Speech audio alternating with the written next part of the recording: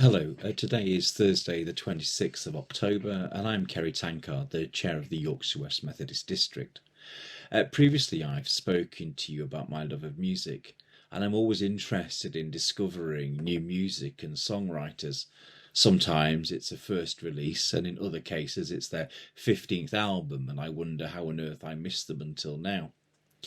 One artist I stumbled across shamefully only in the last year or so is Sufjan Stevens, an American songwriter, classically trained. His albums range, even in the last two, from a piano album for a ballet to the introspective songs that are his latest release, Javelin.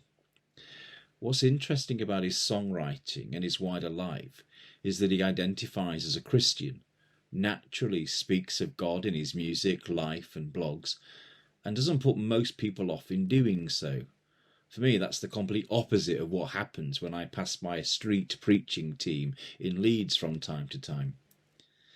I think that's in part because he doesn't speak to convince, but speaks honestly from his life and experience. His approach is subtle, kind, honest, and vulnerable. He does not project perfection, but humble struggling. He doesn't claim a higher holiness, but acknowledges his humanity with all its foibles. Also, faith is not all he says, but when he speaks and sings of it, it's as natural as the breath that was needed to form the words.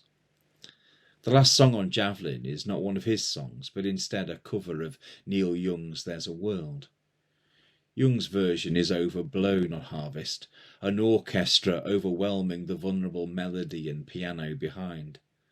Great crescendos overpower the softer bridges between verses. Young's better version of the song can be found in his solo piano performance at Massey Hall in 1971, and Stevens' version is similarly stripped to the bones of a guitar and layered vocals. It is subtle, kind, honest, and vulnerable, and I recommend it to you. The final verse and chorus offer this: in the mountains, in the cities, you can see the righteous dream. Look around you. Has it found you? Is it really what it seems? There's a world you're living in. No one else has your part.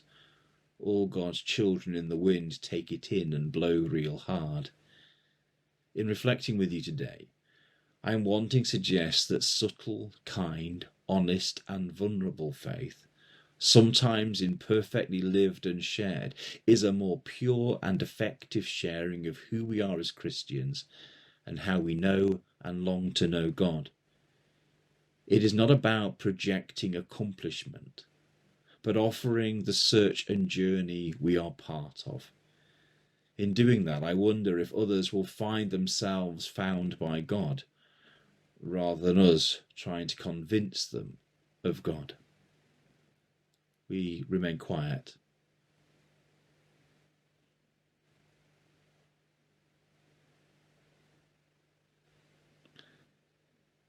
God, we wait before you. We wait to be found. And we ask that you invite others into this waiting, that they too may be found by you. Amen.